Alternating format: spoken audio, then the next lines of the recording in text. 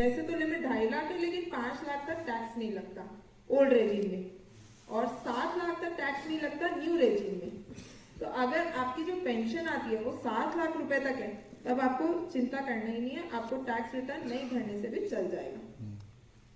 Tax return, मान लीजिए आपने कोई एफडी करी है, ठीक है, एफडी में जब आपको वो इंटरेस्ट देंगे ना, वो टीडीएस इनकम टैक्स काट के देंगे, देते हैं ना, देते हैं।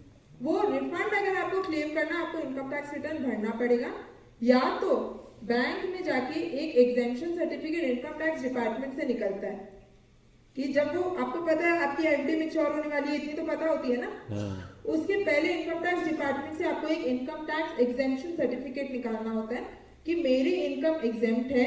आपको इनकम टैक्स डिपार्टमेंट को सारे अपने डॉक्यूमेंट्स देने होते हैं, फिर वो आपको एग्जेम्पशन सर्टिफिकेट देते हैं, वो सर्टिफिकेट आपको ले जाके बैंक में देना होता है, तब फिर वो आपका इनकम टैक्स नहीं डिडक्ट करते। लेकिन मैं ये प्रोसीजर कभी भी सजेस्ट नहीं करती हूँ, क्योंकि ये बहुत लंबा प्रोसीजर है। उससे बेटर आप इनकम टैक्स रिटर्न फाइल करवा लो, ज्यादा आराम से पैसे आ जाएंगे। ठीक है, ठीक।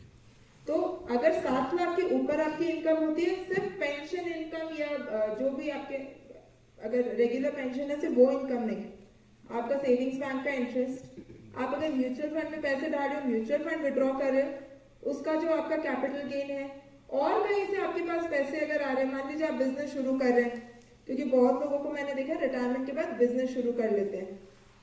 अगर आप बिजनेस शुरू कर रहे हैं, बिजनेस से अगर आपकी इनकम आ रही है कोई, तब इन दैट केस आपको इनकम टैक्स रिटर्न हर साल भरना पड़ेगा। ठीक है, ठीक।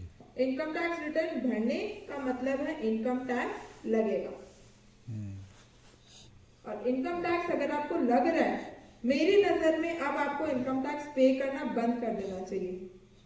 आपने पे किया है बहुत सालों में, जो हो सकता है इनकम टैक्स प्लानिंग से। प्लानिंग की एक मतलब प्लानिंग का एक बहुत अच्छा तरीका मैं आपको जो सजेस्ट करूंगी, आप जो इन्वेस्टमेंट करेंगे ना, अपने स्पाउस के नाम पे कीजिए। आपकी वाइफ की इनकम कितनी है?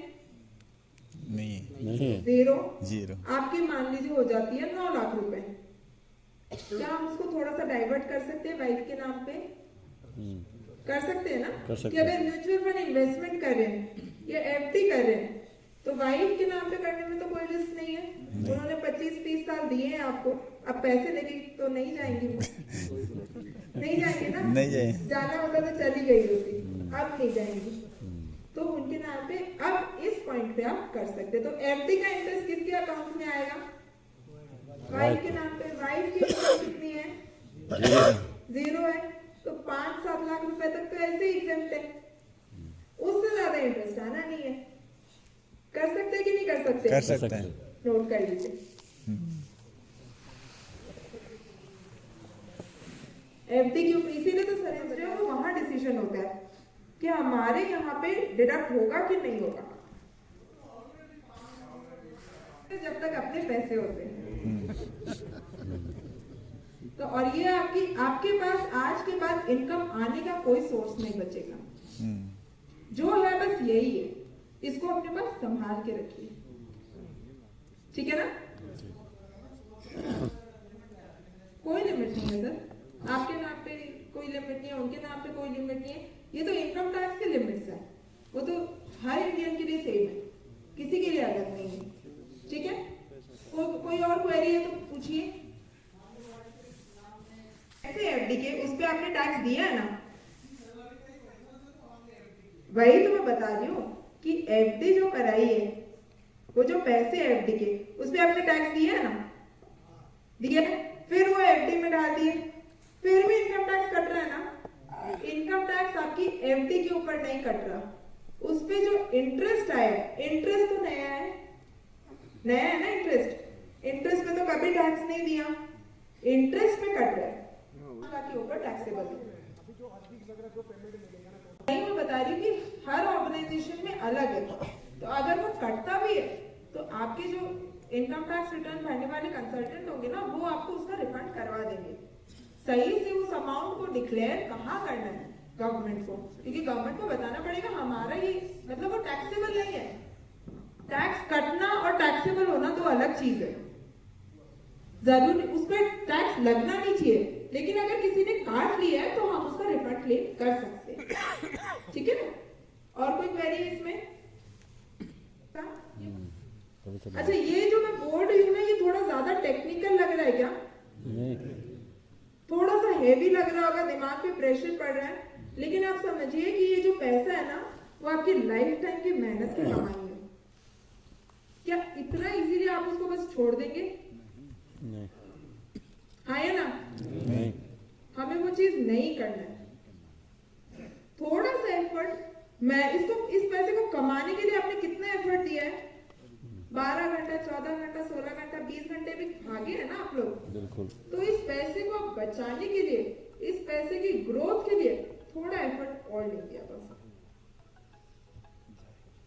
ये एक्सरसाइजेज जो मैंने बताई आप वो करेंगे? आप ना बोलेंगे मेरा लेक्चर नहीं नहीं है ना? नहीं, तो ये एफर्ट आपको लेना है और आपको ये पूरा एक्सरसाइजेस करना है। ठीक है? वो मुझसे बोलते हैं, अब वो कुछ ना कुछ पेपर में करके आपको दिखा देंगे कि उन्होंने दिया है। अब एक्चुअली में आपके पास कितने पैसे आए, आप वो कैलकुलेट करके देख लीजिए। नहीं होता कैलकुलेशन, मुझे भेज दीजिए, मैं कैलकुलेट करके आपको बता दूंगी। वो नहीं देते। अब मैं जो एग्जांपल ले रही थी, बेटी की शादी 8 साल बाद करनी है, ठीक है? मान लीजिए 7% पे भी 7.1 मैंने मान लिया वो दे रहे, आपके बैंक वाले बहुत अच्छे हैं। 7.1% पे हमने ढाल रखा है हर साल, ठीक है? और एक तरफ हमारे पास ऑप्शन है कि हम 12% या 13% पे मार्केट में लगाते उसको। अब बताइए कौन सा ऑप्शन बेनिफिशियल है? सॉरी, मार्केट में डूब सकता है, बिल्कुल डूब सकता है, भरोसा भी नहीं। हाँ, रेस्पॉन्सिबिलिटी नहीं है। लेकिन सर हमें ये समझना है कि आज करीब करीब 20-30 साल से मार्केट नीचे तो गया है, लेकिन शेयर प्राइसेस कम ही नहीं हुए, किसी के पैसे कम ही नहीं हुए आज तक। प्रेजेंट डे जो है, स्टॉक्स ऐसे है 2 सालों में पैसा डबल हो रहा है। आप एक अगर सिर्फ 2000 की एसआईपी शुरू करते हैं ना, 5 साल चलाते हैं, उसमें 1.25 लाख रुपए आपने डाला, आप बंद करके वो 2 लाख रुपए हो जाएगा। आप बंद करके कम से कम वो 2 लाख रुपए होगा ही होगा। एफडी में वो नहीं हो पाएगा, 1.5 लाख तक हो पाएगा, ज्यादा से ज्यादा 1.60 1.70 हो पाएगा, उससे ऊपर नहीं हो पाएगा। ठीक है ना? अब मान लीजिए कि आपको 3 सालों में कोई पैसे चाहिए, उसकी प्लानिंग अलग है। या मान लीजिए अब जो 50 लाख है उसमें से करीब करीब 20 लाख तो हमें चाहिए ही नहीं, वो आप एक पेंशन प्लान लेके छोड़ दो। उस पेंशन प्लान को हमने डेफर कर दिया, हमें 10-12 साल तो पैसे चाहिए ही नहीं। बात समझ रहे? हाँ, मैं ये बोल रही हूँ कि ये जो पैसे आएंगे ना, जो सेकंड स्टेप में हमने एक सेग्रीगेशन बनाया था ना कि हमें ये पैसे चाहिए, ये चाहिए, ये चाहिए। शॉर्ट टर्म है तो एकदम लिक्विड फंड्स में, या तो एकदम मार्केट में लिक्विड फंड्स में लगा सकते हैं, या एफडी में, 1 साल की एफडी में लगा सकते हैं। ठीक है? लॉन्ग टर्म है, डाइवर्सिफिकेशन करेंगे। पूरा पैसा जो है वो कम रिटर्न्स वाले प्रोडक्ट्स में भी नहीं लगाएंगे, पूरा पैसा हम मार्केट में भी नहीं छोड़ेंगे। बेटी की शादी में अगर 10 लाख रुपए चाहिए, 5 लाख हम एफडी में डाल देते हैं कि हाँ हमारा 5 लाख एफडी में हो गया, बाकी जो बैलेंस पैसा है क्या उसके साथ हम थोड़ा सा रिस्क ले सकते हैं? ये मान के कि इंडिया की अभी ग्रोइंग पोजीशन बहुत अच्छी है। मार्केट में जो आप सुनते हैं ना कि आज गिर गया, आज उठ गया, हमें तो उससे फर्क ही नहीं पड़ता। जो 1 साल के लिए हमें पैसा चाहिए, कि मान लीजिए अब 1 साल के अंदर हमें पैसा चाहिए, वो पैसा मैं आपको कभी भी सजेस्ट नहीं करूंगी कि आप मार्केट में लगाइए। मार्केट का जो इन्वेस्टमेंट है वो शॉर्ट टर्म है ही नहीं। आ रहा है समझ में? क्योंकि 1 साल बाद जिस दिन आपको चाहिए, अगर उस टाइम पे मार्केट गिरा हुआ होगा तो आप क्या करेंगे? लेकिन हम अगर 5 साल का सोचते हैं, 3 साल का सोचते हैं, 10 साल का सोचते हैं, तब हम वो एक टाइमलाइन ले सकते हैं। आपको समझ में आया? शॉर्ट टर्म में इतनी वॉलेटिलिटी, इतना फ्लक्चुएशन हम अफोर्ड नहीं कर पाते। उसको सेफ सिक्योर प्रोडक्ट्स में डालेंगे कि हमें ये चाहिए, चलिए थोड़ा सा रिटर्न कमाया, फिर पैसे चाहिए हमें। ठीक है ना? और मार्केट में बिल्कुल डूब भी जाएंगे, ऐसा नहीं होता है। ऐसा तब होता है जब आप बिना किसी सपोर्ट के बिना किसी होमवर्क के आप पैसे डाल देते हैं। आपने कोई शेयर खरीदा और वो शेयर एकदम जीरो हो गया। यस बैंक हुआ था ना, याद है? बैंक डूबी थी तब 7 रुपए पे आया था ना शेयर, 400-500 का शेयर था। आज बहुत उठ गया वापस। उठा कि नहीं उठा? आया ना? पता है कि नहीं किसी सबको? नहीं पता। नहीं पता। यस बैंक जब डूबी थी ना 400-500 के करीब वो शेयर था, एक दिन में 7 रुपए पे आ गया। अब जो डरता है उसे बेच दिए। जिसको ये पता है कि मेरा लॉस तो हो चुका, इससे नीचे क्या जाएगा? जीरो ही तो होगा। 7 रुपए बचे वो भी खत्म हो जाएंगे। वो आज लाल होके बैठ गया। आज वो शेयर बहुत उठ चुका। अब आपको समझ में आया मैं शॉर्ट टर्म में इन्वेस्टमेंट क्यों मना कर रही हूँ मार्केट में? अगर आपको जिस दिन बैंक डूबी उसी दिन पैसे चाहिए तो आपको कुछ नहीं मिलेगा। अगर आपके पास वेटिंग कैपेसिटी है कि हमें तो 10 साल तक ये पैसे चाहिए ही नहीं, अभी एकदम बच्चों के लिए छोड़ के जाना है ये पैसे, तो उसको आप मार्केट में अच्छी कंसल्टेंसी के साथ इन्वेस्ट कर सकते हैं। समझ में आया? आ गया। इसमें कोई क्वेरी है? नहीं। इससे भी होम लोन रीपे मत कीजिएगा। अच्छा, मैं ये क्यों बोल रही हूँ? होम लोन पे आपका इंटरेस्ट कितना है? हाँ, 4%, 9% और कितना है? 10% है। मार्केट में अभी आपको मिल रहा है 15% के आसपास। तो आप ये समझिए किसी से आप 10% ब्याज में पैसे लेके 15% में डाल सकते हैं? नहीं। क्यों नहीं डाल सकते? डाल सकते हैं ना? बेनिफिट किसका है? आपका है ना? तो लीजिए ना उसका बेनिफिट। आपको 10% इंटरेस्ट देना है होम लोन पे। मार्केट से यदि आप मान लीजिए 15 नहीं मिल रहा है, 12 मिल रहा है, 2% का बेनिफिट कुछ मैटर करता है कि नहीं करता? 1000 रुपए का भी बेनिफिट मैटर करता है कि नहीं करता है? करता है। और आपको उसमें करना क्या है? कुछ भी नहीं। अभी आपके जो पैसे आ गए, मान लीजिए 10 लाख का पेंडिंग बैलेंस है, 10 लाख आप होम लोन रिपेमेंट में डालेंगे, आपका होम लोन जीरो हो गया। मैं आपको एक चीज याद दिलाना चाहती हूँ, जब आपने होम लोन लिया होगा आपसे एक इंश्योरेंस का फॉर्म भराया होगा, उन्होंने बनाया था ना? हाँ, बाद में उन्होंने अपग्रेड नहीं किया? हाँ, न्यू पॉलिसी में करवाया है।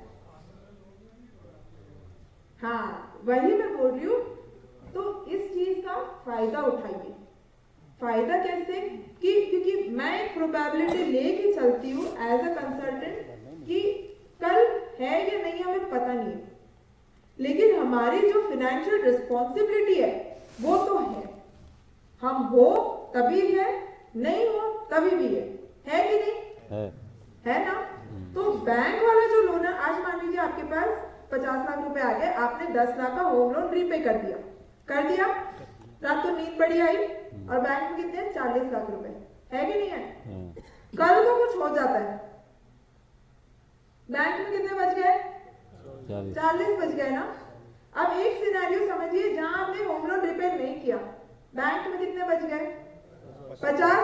आपका जो इंश्योरेंस है उससे बैंक अपना लोन खत्म कर लेगा, घर आपका हो गया। बैंक में 10 लाख एक्स्ट्रा बचे कि नहीं बचे? बच गए। ये वो सिनेरियो जहां कुछ हो सकता है। अगर कुछ नहीं हुआ, हम एकदम healthy wealthy fit and fine है, आपने 10% पे 9% पे लिया बैंक से ब्याज और वो 10 लाख रुपए डाल दिए 15% पे, बेनिफिट कितने का हुआ?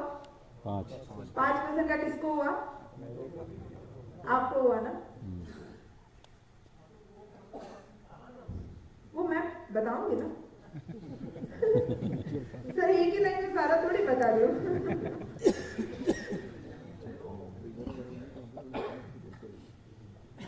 ठीक है ना? तो लोन रीपे करने की जल्दी मत कीजिएगा। अगर होम लोन है तो पर्सनल लोन के इंटरेस्ट रेट क्या है आपके? 11.5, 12, 12.5। मैं सजेस्ट करूंगी कुछ हो सकता है, आप अगर हो सकता है कुछ पार्ट रिपेमेंट करते जाइए, उससे बहुत ज्यादा बेनिफिट नहीं मिलता है। होम लोन का आपको इनकम टैक्स में फायदा मिलता है, पर्सनल लोन का नहीं मिलता।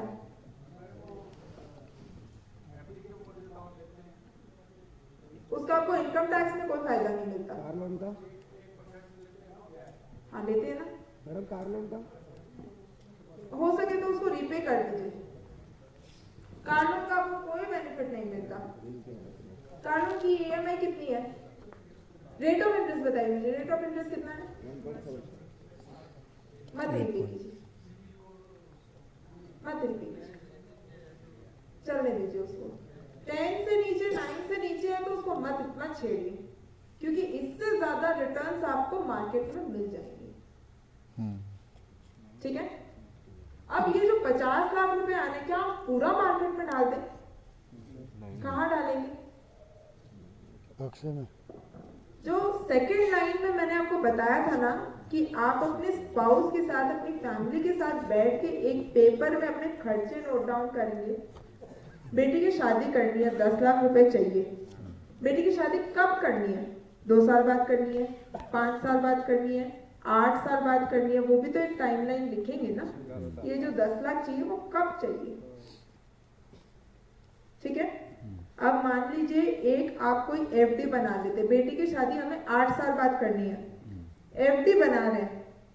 एफडी पे आपको 1 साल की एफडी पे आपको 5-6% से ज्यादा नहीं मिलेगा। सर वो बैंक वालों का फ्रॉड बताती हूँ, वो आपको मुंह पे बोलते हैं 6.8, वो एक्चुअली में आपको 5.5% देते हैं। अगर मेरी बात पे भरोसा नहीं है, आप अपने पुराने एफडी के कागज निकाल लीजिए, आपने कितना पैसा जमा किया है, उस पर आपको इंटरेस्ट कितना मिला है, वो आप खुद बैठ के गूगल पे online calculator, online FD interest rate calculator निकाल लीजिए, ढाल के देख लीजिए। अगर मेरी बात पे भरोसा नहीं होता है, एक होता है इंटरेस्ट रेट, एक होता है इंटरनल रेट ऑफ रिटर्न। जो एक्चुअल रेट ऑफ रिटर्न होता है ना, वो इंटरनल रेट ऑफ रिटर्न होता है। Internal rate of return FD में कम होता है, लोन में ज्यादा होता है।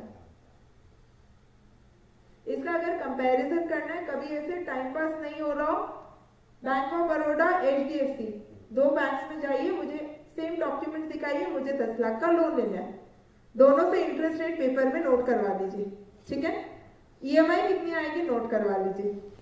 इंटरेस्ट रेट दोनों की अलग अलग होगी, ईएमआई बराबर आएगी। और अगर इंटरेस्ट रेट बराबर बोले, ईएमआई अलग अलग आएगी। मैंने करवाया, मैंने जब अपना घर लिया था, लोन के लिए 4 बैंक्स को अप्रोच किया था, तब मुझे उनका ये फ्रॉड वाला सर्कल समझ में आया कि इंटरनल रेट ऑफ रिटर्न वो अलग चार्ज करते हैं। मुझे ये कॉन्सेप्ट पता है, मैंने पढ़े तो मुझे पता है। मुझे 7.1 सीनियर सिटीजन स्कीम चलता है बैंक ऑफ बड़ौदा का, वो नहीं देते 7.1।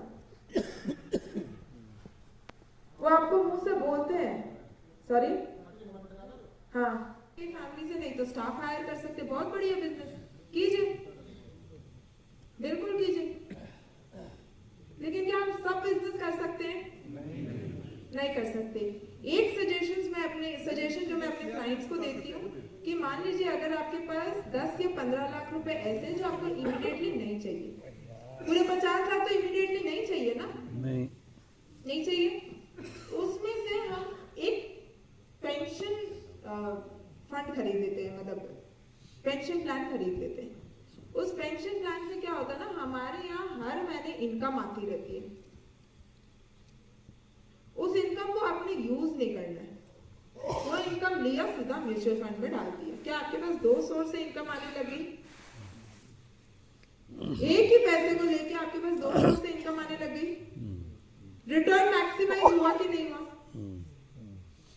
अच्छा, फिक्स्ड इनकम भी आई आपके पास, पेंशन से फिक्स्ड इनकम आएगी, सिक्योर आएगी ना? आएगी। मान लीजिए आपने कुछ पैसा डाला, 10,000 रुपए आपके पास हर महीने आएंगे, जब तक आपकी लाइफ है। आप अपॉन डेथ वो जो पैसा है आपको पूरा का पूरा आपकी फैमिली को वापस मिल जाएगा। तो ये 10,000 रुपए आपके पास फिक्स्ड आने लग गए, आने लगे कि नहीं लगे? आने लगे, लगे ना।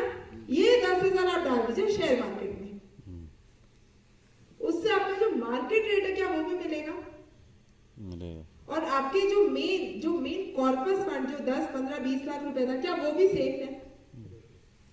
तो आपने मार्केट में नहीं भी लगाया और लगा भी दिया,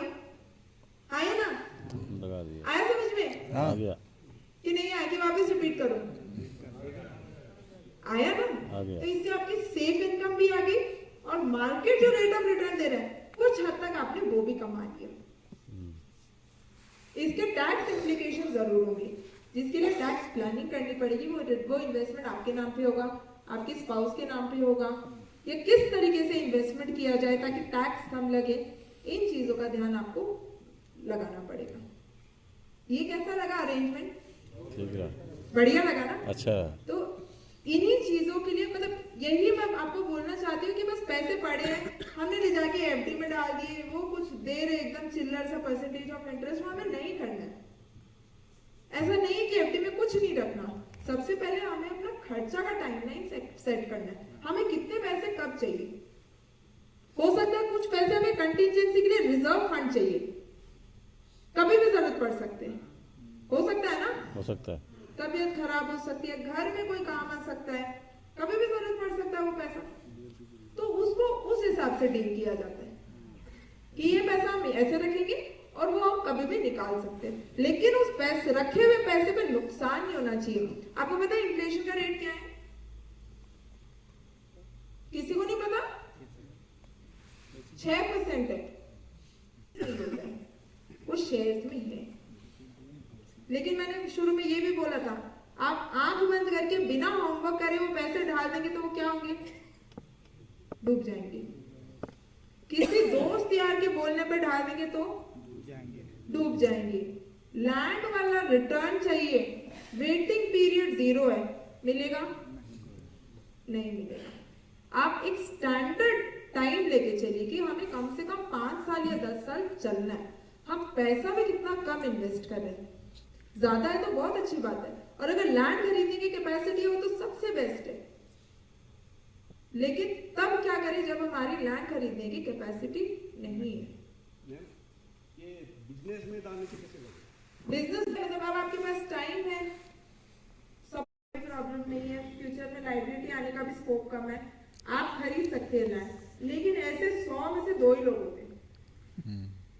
क्या ये सही बात बोल रही हूँ मैं? सही है।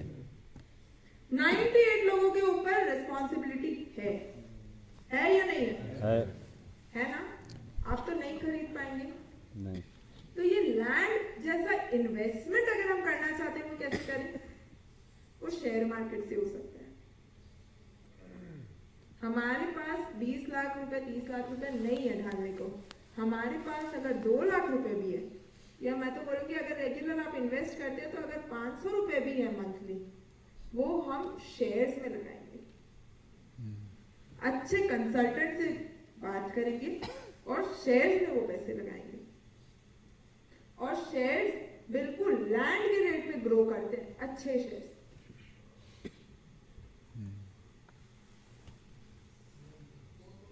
लॉन्ग टर्म लैंड हाथों हाथ आप खरीदते बेचते नहीं है ना, लैंड तो लेके भूल जाते हैं ना, 1-2 पीढ़ी के बाद बेचते हैं उसको।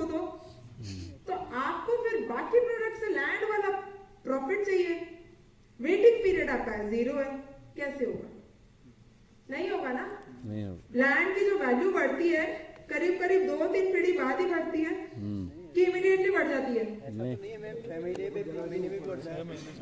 एक बोलिए। हर तीसरे महीने अगर हम एक प्लॉट खरीदते हैं तो 2 महीने में 4-5 लाख रुपए दे देता है। सर वो डिपेंड ये भी तो करता है ना कि आपने कितना इन्वेस्ट किया। जगह के अगर ऊपर। 5 लाख का लैंड खरीदूं 5 लाख थोड़ी बढ़ जाएगा। नंबर 1 आपका इन्वेस्टमेंट का वैल्यू।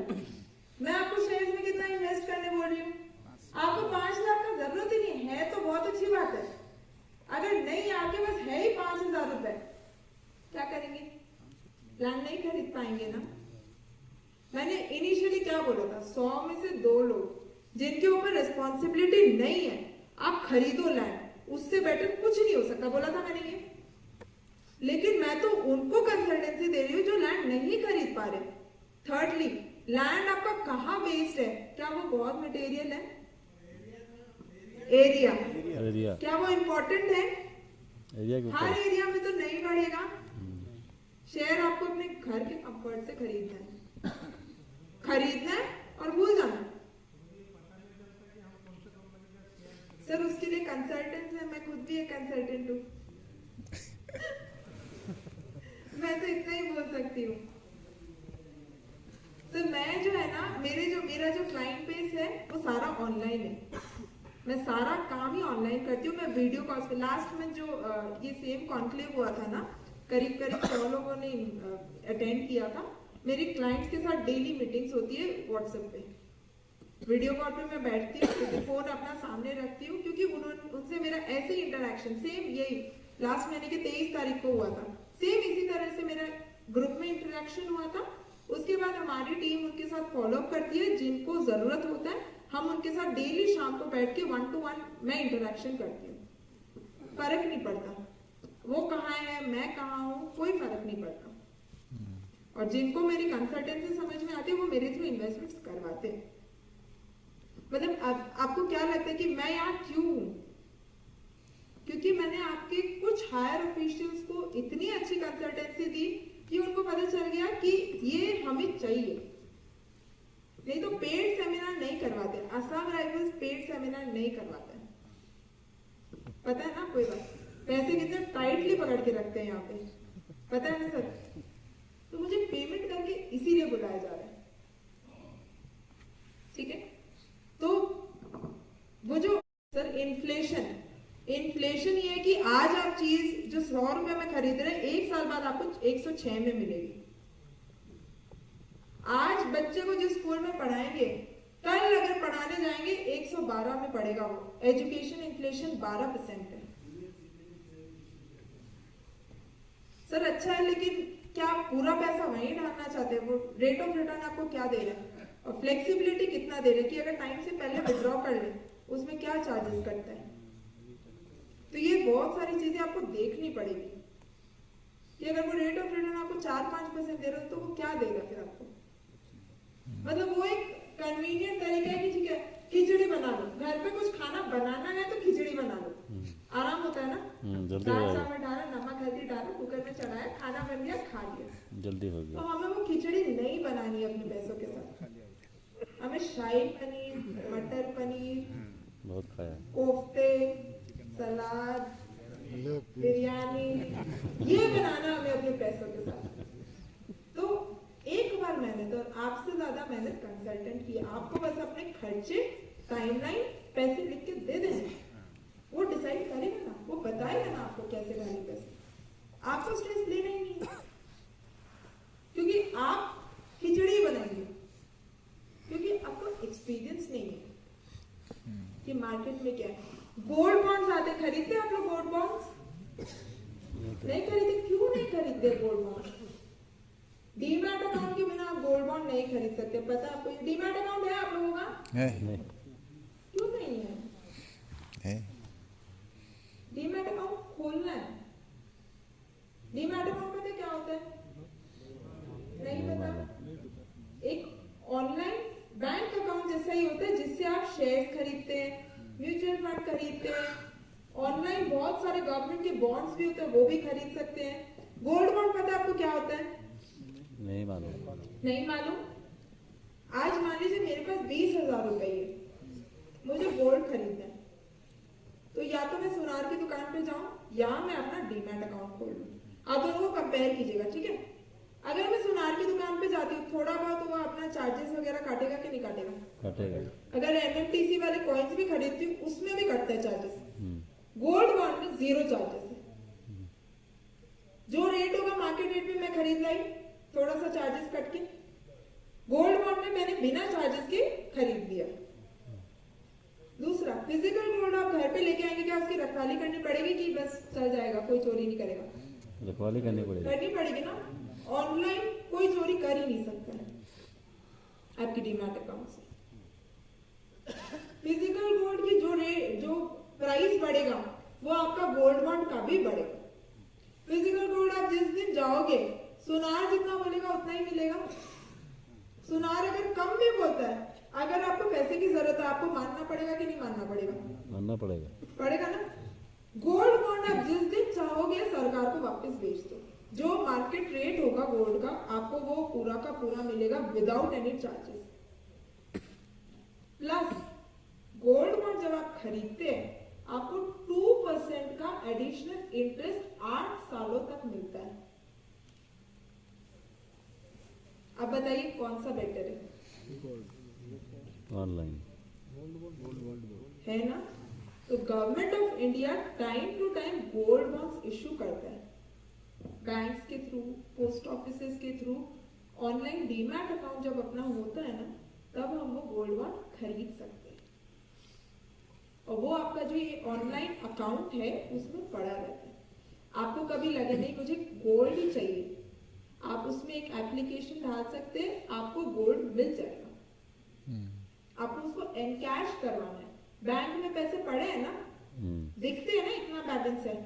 जिस दिन एप्लीकेशन डालते, चेक देते या कैश विड्रॉल रिसिप्ट डालते, पैसे आ जाते हाथ में, आते कि नहीं आते? आते हैं ना। Same is for gold bond. Demat account होता है सर, उस एक अकाउंट से सारा काम हो जाता है।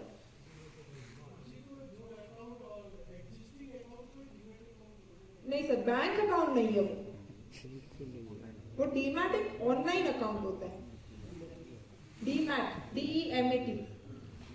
इससे आप म्यूचुअल फंड SIP जो होता है, SIP करवाता है कोई? नहीं। तो आपका है डीमैट अकाउंट। बिना डीमैट अकाउंट की SIP नहीं होती। मिल रहा है, हम वो खत्म ही नहीं करते, वो विड्रॉ करेंगे वो इंटरेस्ट रेट खत्म हो जाएगा। वो चल रहा है, मतलब अब हम उसको विड्रॉ ही नहीं कर पाते। लेकिन वो आज के रेट में 3.5-4% दे रहे हैं। पोस्ट ऑफिस उस जमाने में अच्छा था, आज नहीं है। अच्छा, सुकन्या समृद्धि किसी ने खुला रखा है? खोला है ना? सुकन्या समृद्धि अकाउंट जब शुरू हुआ था करीब 12-13-14% के आसपास रिटर्न था। 10 साल हो गए उस स्कीम को, ठीक है। क्या आपको ये पता था सुकन्या समृद्धि में गवर्नमेंट के पास राइट है हर 3 महीने में रेट ऑफ रिटर्न रिवाइज करने का? पढ़ा इसके बारे में? नहीं।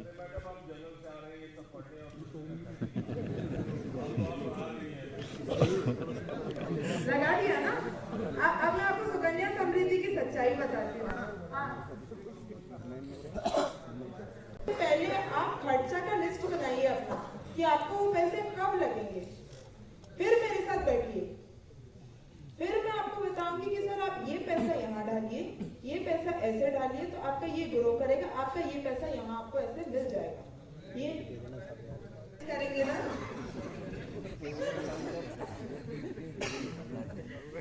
और अगर आपकी वैसी एक जगह है तो आपको तो फिर खर्चे ही कम है वहां पे।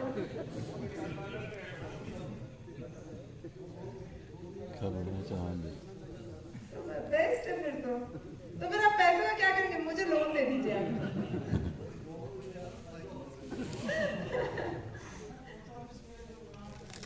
पोस्ट ऑफिस की पेंशन प्लान मत लीजिए, एकदम ये मैं एकदम स्पेसिफिक बोलती हूँ, पोस्ट ऑफिस का कोई भी प्लान मत लीजिए।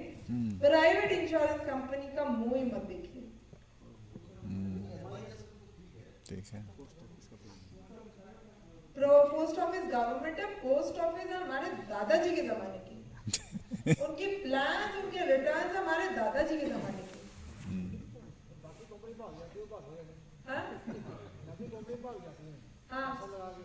हाँ। पोस्ट ऑफिस LIC नहीं भागेगा, शेयर मार्केट वाले जनरली नहीं भागते। मतलब तो क्या होता है, अब शेयर मार्केट में जब इन्वेस्टमेंट करते हैं, अब आप ये मान के क्यों चले कि भाग जाएंगे?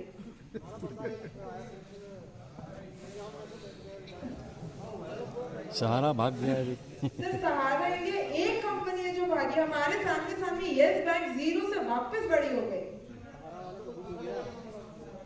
सर वो तो बहुत कम कंपनीज है, लेकिन आप ये देखिए इंडिया का ग्रोथ कितना आज के डेट में।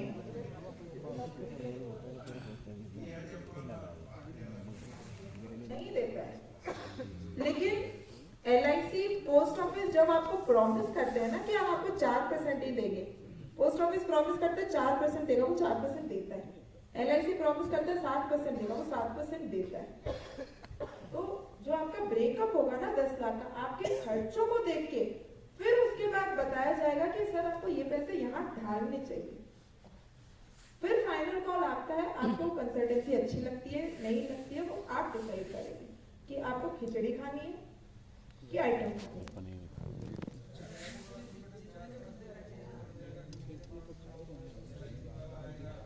और क्या हफ्ते में 2 दिन वही तो मैं आपको बता रही हूँ। सबसे बड़ी फ्रॉडुलेंट इंश्योरेंस कंपनी, जितने फ्रॉड के केसेस एसबीआई लाइफ के अगेंस्ट आप गूगल कर लीजिए, उसमें किसी के अगेंस्ट नहीं है। एसबीआई बैंक और एसबीआई लाइफ दोनों अलग कंपनीज है। बैंक इंडिया की बैंक है, एसबीआई लाइफ इंडिया की इंश्योरेंस कंपनी नहीं है। इंडिया की इंश्योरेंस कंपनी एलआईसी है। आया समझ में? नेशनलाइज्ड बैंक जहां गवर्नमेंट का स्टेक है वो एसबीआई बैंक है, एसबीआई इंश्योरेंस नहीं है। आया आपको समझ में? आ गया। तो एसबीआई लाइफ में, एचडीएफसी में इधर उधर इन्वेस्ट करने के पहले 4 बार सोच लीजिएगा। ये मेरी रिक्वेस्ट है, मेरा पर्सनल